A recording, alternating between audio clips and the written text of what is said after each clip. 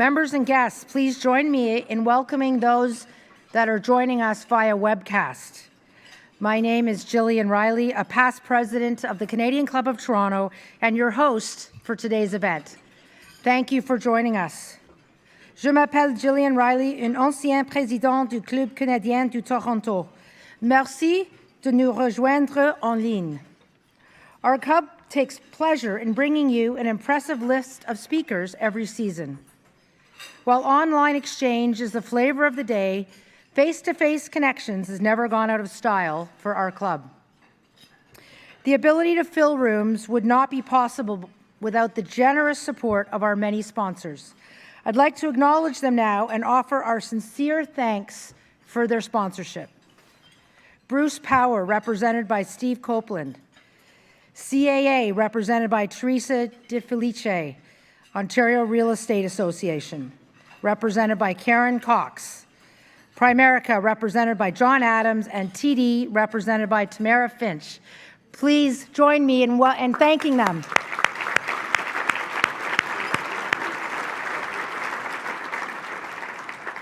I would also like to thank Bell Canada and Simon Dwyer, who has sponsored the participation of the youth and young leaders joining us this afternoon from C.W. Jeffries and Runnymede Collegiates. This is a special sponsorship that we do at the Canadian Club, and I'd like to ask the tables to please stand up and be recognized for joining us today at our event.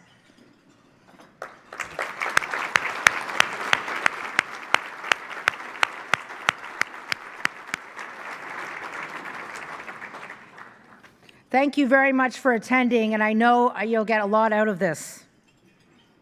Now, let me introduce our speaker. Ontario's Finance Minister has been on the job for 3.5 months.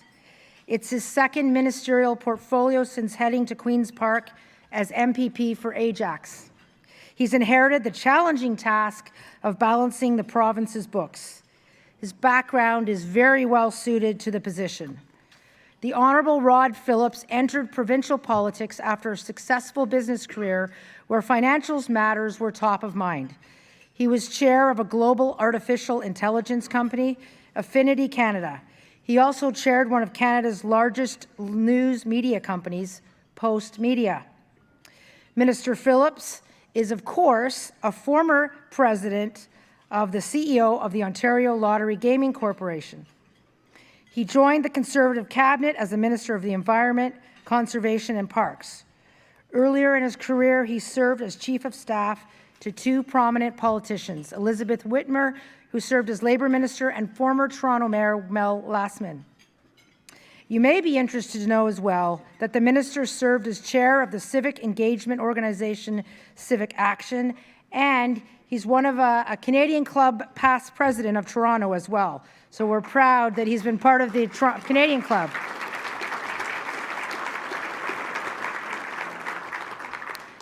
Please join me in welcoming the Honourable Rod Phillips, to the podium for today's session.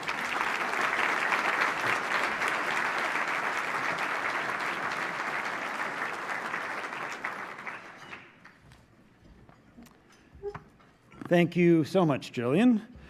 And it is a real pleasure as a past president of this club, with well over 100 years of history, to get the chance to be here today. The club continues to play a very, very important role in terms of being a platform for the kinds of discussions that I think Canadians and certainly Ontarians are interested in. So I'm certainly proud of my I don't want to say how long ago I was past president. It was quite some time ago, but proud of that and very pleased and honored to have access to this podium today.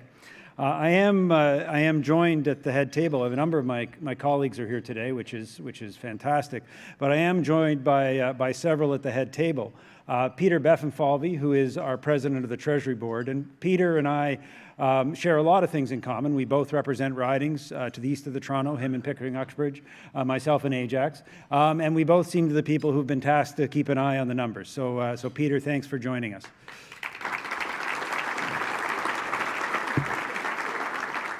Now, not to date Peter and I, but there's two other gentlemen at our table, Stan Cho, who's my parliamentary assistant, and Prab Sarkaria, who's our Minister of Small Business. And I tell you, if you haven't had a chance to speak to these gentlemen yet, and you want to look at the next generation of politics in this province, they are that. So, gentlemen, thank you for joining us here today.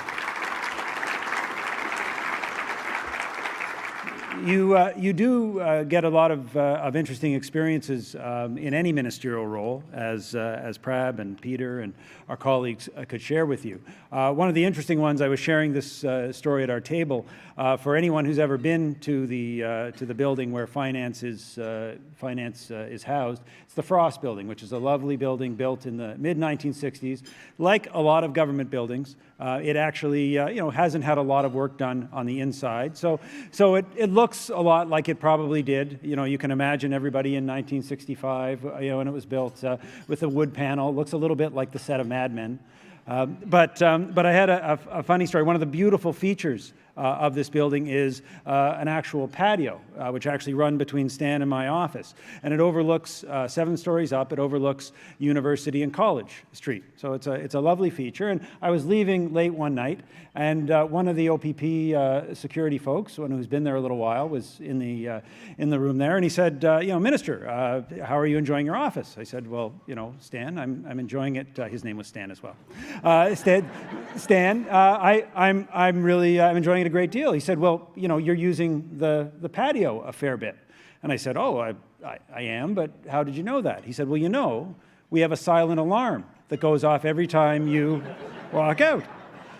So I felt a little embarrassed, and I said, Stan, I'm sorry for that. He said, no. He said, we just owe so much money, we want to make sure you come back in. Anyways, it is a pleasure to be with you here today, and to talk about our vision, our government's vision, from a financial perspective, from an economic perspective, for this great province of Ontario. Now, early in my career, I was taught a valuable lesson, and it's a lesson that I've tried to carry in my various roles as CEO and board chair and otherwise when I've had the privilege of leading different organizations.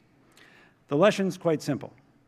Empower your team to create a vision of what could be, and then give them the tools to help put together the plan and deliver on that vision.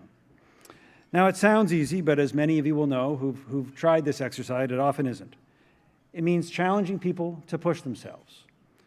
Not look at what's directly in front of them, but look beyond that, to be bold and to be ambitious. To think beyond the barriers and the challenges that we're facing today, and to consider what the future could be. And then to do the hard work of developing and implementing the plan to get you to that vision. Our government came to office almost a year and a half ago because Doug Ford made the case to the people of Ontario for a new vision. And the people of Ontario bought in. They bought into our vision of an economy that was open for business and open for jobs. A vision of safe streets, strong social programs, and an accountable government. It's a vision for Ontario that requires our government to get a few things right. Right on economic fundamentals. Right on sound public policy that reflects the priorities of the people. And right on having a common sense view of the values of our province. When you get those major pieces right, the opportunities are almost endless.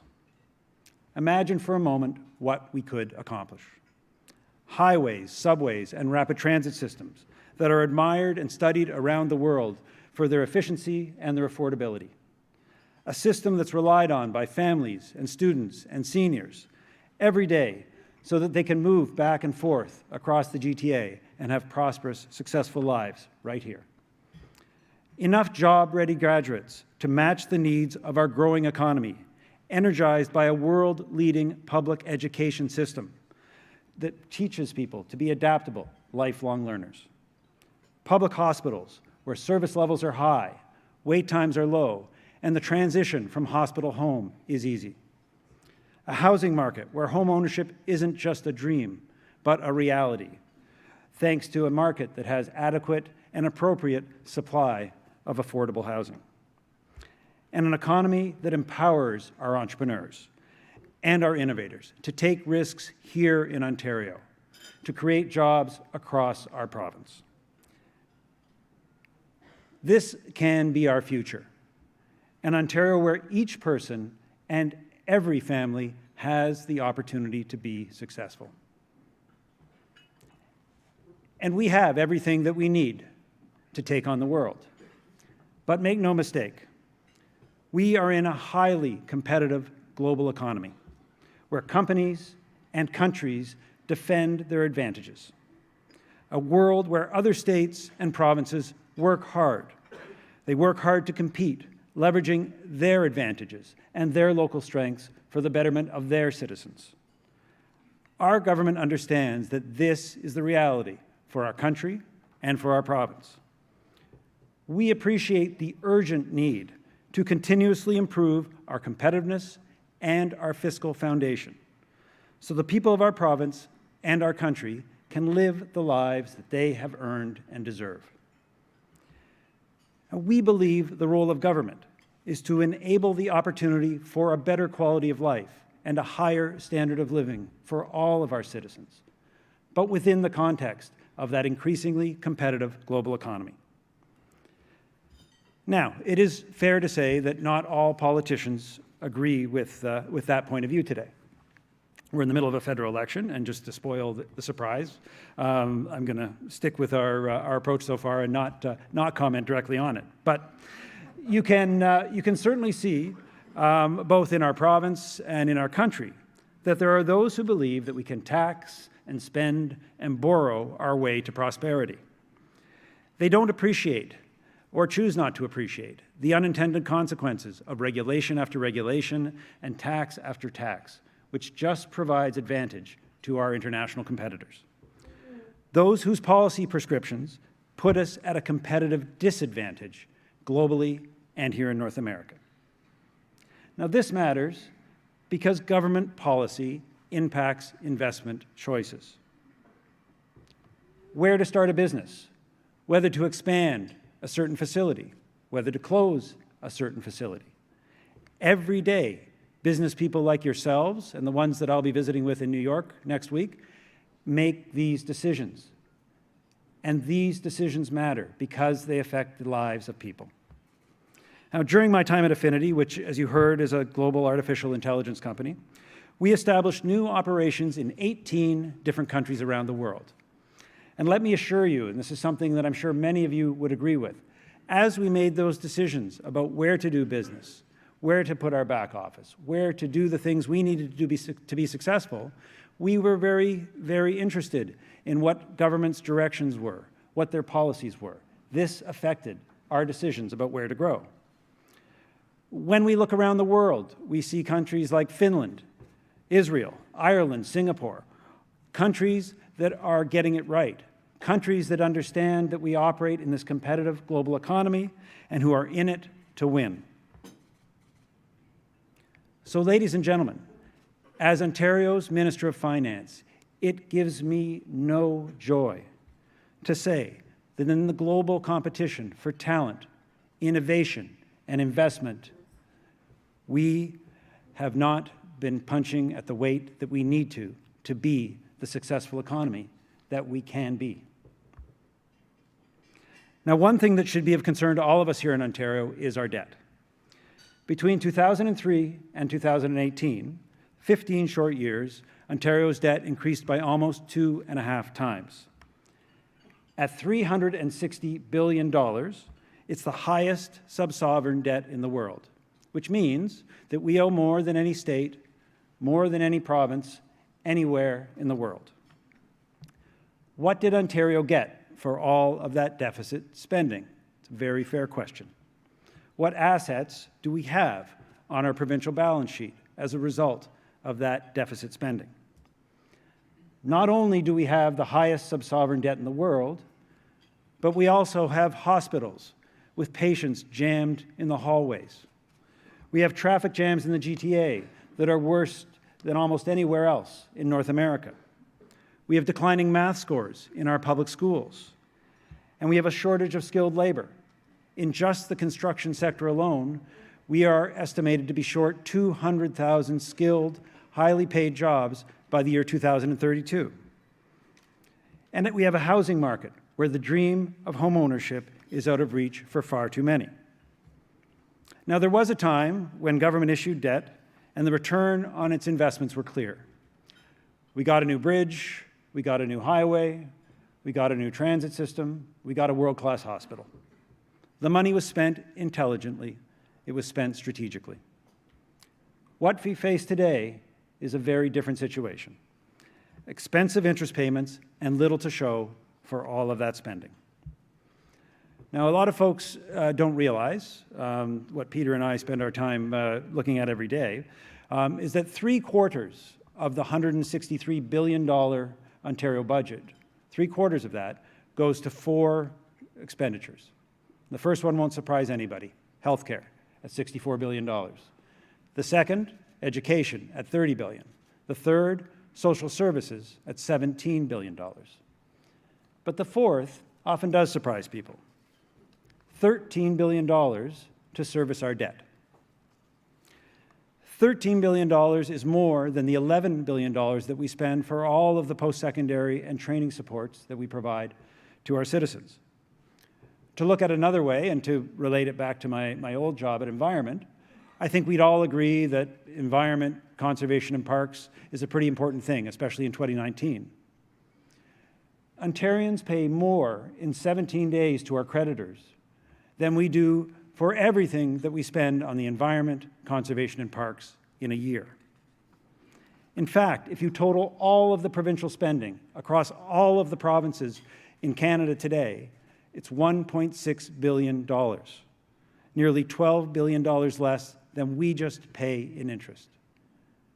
Now you have to ask yourself, how in 2019 can that be the right thing to do? But it is a great example of what happens when excessive debt crowds out critical expenditures. We can also consider how we compare to other jurisdictions when it comes to our relative prosperity.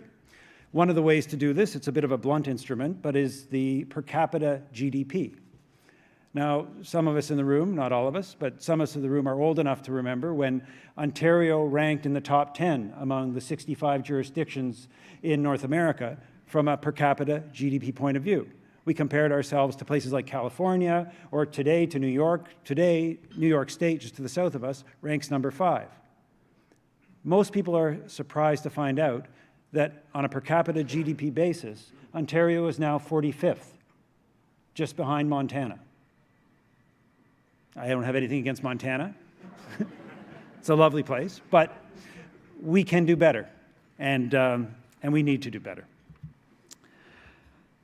So why is a government focused on competitiveness and productivity important?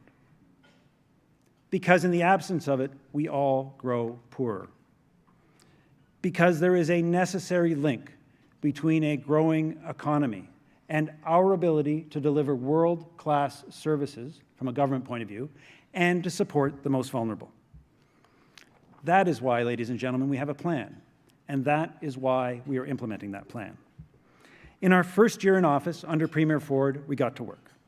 We assessed the situation facing the province and began improving the fiscal foundation and competitiveness of our province. We began to undo the damage to Ontario's economy done by the previous government, and that started with getting serious about the deficit.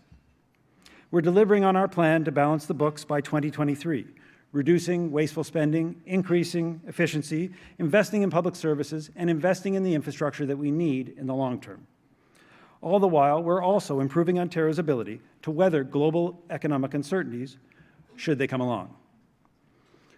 Over the next 6 years, we'll provide $26 billion in tax relief for individuals and families. We're encouraging capital investment. Yeah. Thank you. I have to learn. You always get an applause after the tax cut line, so I have to learn not to step on the tax cut. We're encouraging capital investment by allowing businesses to write off in-year costs for new equipment. We're reducing red tape by 25% by next year. That's PRAB's job. And that is just the beginning. We're reducing WSIB premiums, making it easier for employers to hire people in Ontario. We're investing in our healthcare system, focusing on ensuring patients receive the coordinated care they need where and when they need it. We're expanding highways, building subways, expanding rapid transit, and increasing GO service. Our Housing Supply Action Plan is addressing the root cause of the housing crisis by increasing accessibility and affordability of the housing supply. Now, I could spend an entire speech, or at least longer than you would all be willing to sit here, talking about any one of these points, but there's one in particular that I want to focus on because I think it's illustrative of the challenges we face and our plan and our intentions. It's about ensuring that our workers have the proper skills to compete in the modern economy. Now, this week, I did have the chance to meet with several of Canada's top economists as we prepare for next month's fall economic statement. The consensus was universal among the group that of the short and medium-term risks to Ontario prosperity, the lack of a skilled workforce was at the top or very close to the top. Now, as I mentioned, in just one sector, construction, we already know that we're going to be short hundreds of thousands of skilled, well-paid jobs. That is just unacceptable. That is why, in the college, university, and skilled trade sectors, we are sharpening the focus of the system to prepare our students to be effective in the economy of the future. Today, the $11 billion of funding for that system is tied to enrollment, not to outcomes. We have begun phasing in an outcome-based system for post-secondary and skilled training. Over time, it will tie 60% of provincial funding to performance, specifically about getting our students ready for jobs. This renews the promise that we make to students and to parents that their hard work and their investment in learning and their aspirations will be honored by our system. Honored by a world-class post-secondary system that not only teaches lifelong learning, but also prepares our students for the jobs of tomorrow. Combined with our planned changes to prioritize skilled trades and apprenticeships, this new approach to post-secondary funding will make Ontario a leader in connecting people to jobs. This is innovative public policy, being smarter about how the government spends precious tax dollars. This is an example about how we are doing government differently, an important part of our government's plan, and a plan that is working.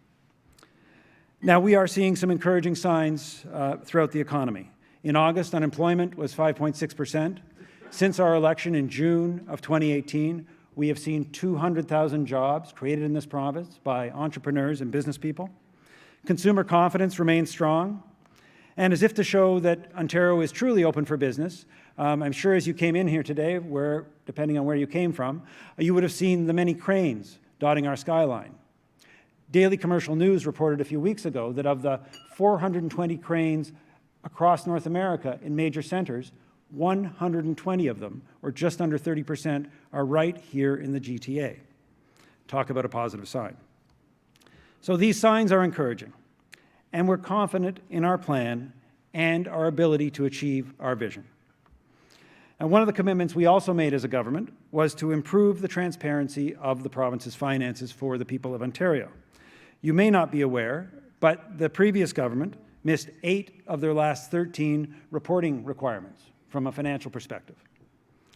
That's why, as I've said before, and I'll say here again today, every quarter I'm committed to providing a detailed and transparent discussion of where we are at from a financial point of view. The next update will be coming on November 6th, when I'll be presenting our government's fall economic statement. I'm pleased to share today that in that statement we'll be informing people that we are on track to beat our 2019 deficit projection of $10.3 billion when we report that deficit update.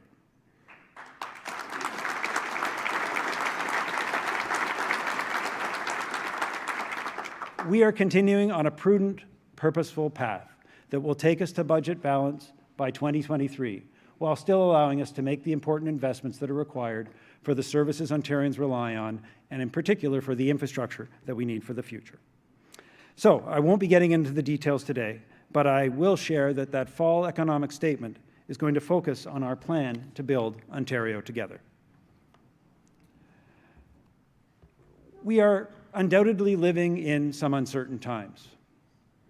A hard deal, no Brexit, is pending. The US-China trade war continues unabated. Protectionism is gaining strength globally, and G7 countries, including our own, are rolling up considerable debts in a time of relative prosperity.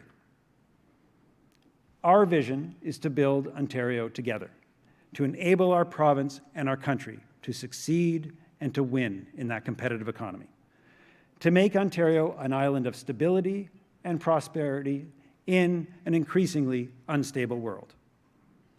To do this, we need governments with a long-term view beyond the next election cycle. And we need to build an Ontario where we can work together, protect our competitive advantages, and encourage each other to achieve and prosper. We have a tremendous amount of work ahead of us to reduce the regulatory and tax burden on Ontario's job creators, to keep our best and brightest at home, and attract new economy jobs and investment to our province, and to tackle our debt and deficit. And none of this is going to be easy. But as you all know, ladies and gentlemen, nothing that's worthwhile ever is. It will mean getting serious about addressing the fiscal challenges we face here and across Canada. And it will mean creating a culture that celebrates and rewards our entrepreneurs, that admires wealth creation, and critically rebuilds the essential link between our growing economy and our ability to provide the world-class government services that people expect and support our most vulnerable. We all have a role to play in this, and I know many of you in this room will be an important part of that. We can make an impact, and we can build that new Ontario together. And I'm confident in our government, I'm confident in our partners, and most importantly, I am confident in the hard-working people of Ontario that we can achieve this vision together. Thank you very much.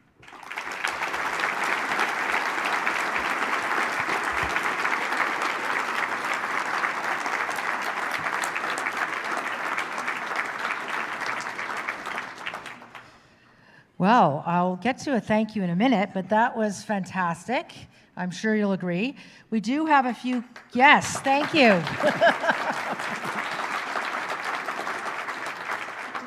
We do have a few questions from the audience. I'm going to start with a light one, an easy one, actually. Who was your favorite speaker during your year as president of the Canadian Club? That's a great question. One of the things that presidents know in the Canadian Club, that the best thing that can happen to you is have an election fall during your term. And so I had the pleasure of having both Paul Martin and Stephen Harper as speakers, and the experience was quite different. Mr. Harper was, I'll say, very quiet and very focused, although there was a fascinating discussion about the Alaska Panhandle dispute, that if you ever want to start a conversation with Stephen Harper, lead with the Alaska Panhandle dispute, because he's an expert.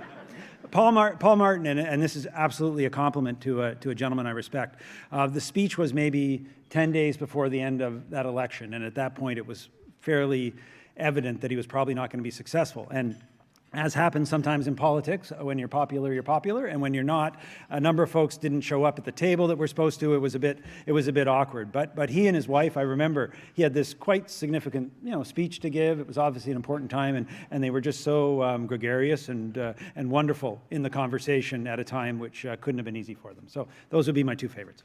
Great. Speaking of elections, Yeah. Next question. October 21st. How will you kick off your relationship with the federal finance minister after October 22nd and advocate for Ontario? Well, that just gives me such a great opportunity to do a shameless plug for Tom Dingwall, who's the Conservative candidate in Ajax. So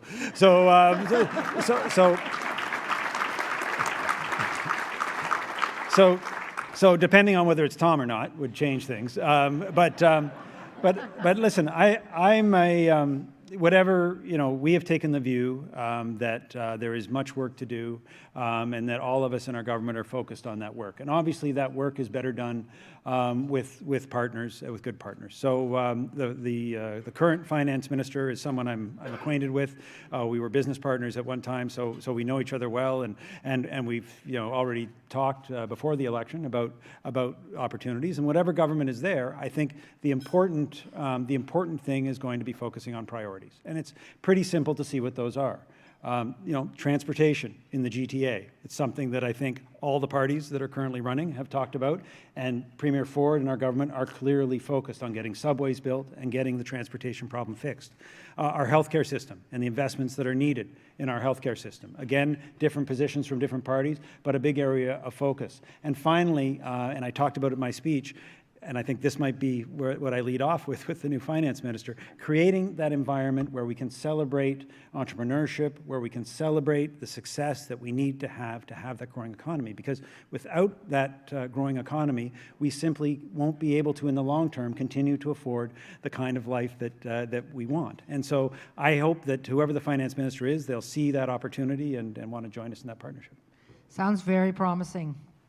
Now, for the young people that are here from the two collegiates, what will the Conservative government do in the next election to get young voters in high school now to vote Conservative?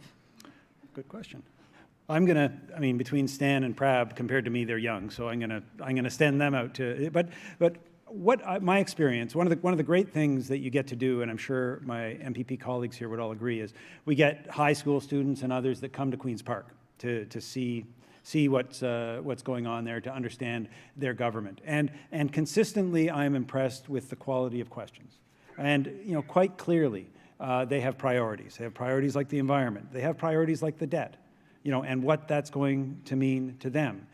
They have priorities about jobs, and they have priorities about education. But like any other voter, I think it's about speaking to them about priorities. And the one thing that you'll hear me reference, continuously is, this issue of debt and this issue of deficit is, in many ways, an immoral transfer of an obligation to a younger generation.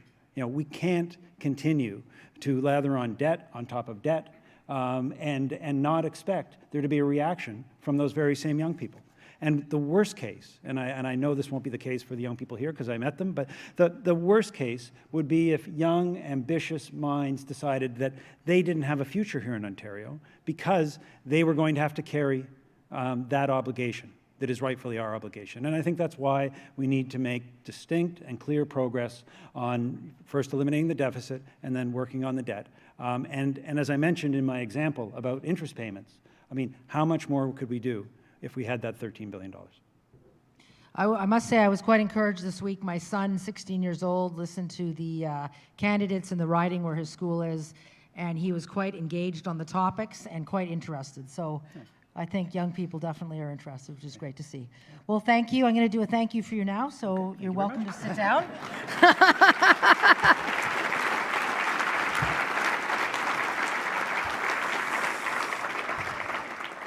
I'm sure that you'll all agree, on behalf of everyone here in the Canadian Club of Toronto, thank you very much for taking the time to update us today on the state of the province's balance sheet. You presented a hopeful picture of where things are going. Consumer confidence is clearly high, and unemployment levels continue to be low here. It's never easy to balance the books, and you've certainly got a tall order. Your prudent management is very evident.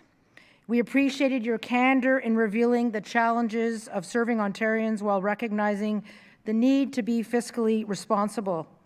I was impressed by the commitment to improving the talent, the innovation, and investment in this province. Very important. We had a nice discussion at the table about the importance of AI, and I think technology is a key part of it, which is nice to hear. Balancing the budget by 2023 and being set up, whether we get to a global economic uncertainty, is important, and sounds like we're on a good plan and a good track for that. We are excited about the plans for a better Ontario and look forward to seeing these plans in action. We wish you all the best in your ministerial role. So thank you, thank you.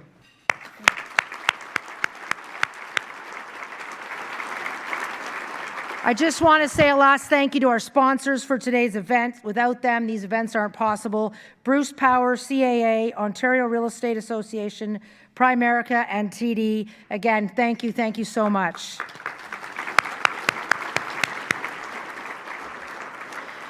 Thank you for coming. We hope to see you at a future event, and have a wonderful afternoon. Happy Thanksgiving to everyone.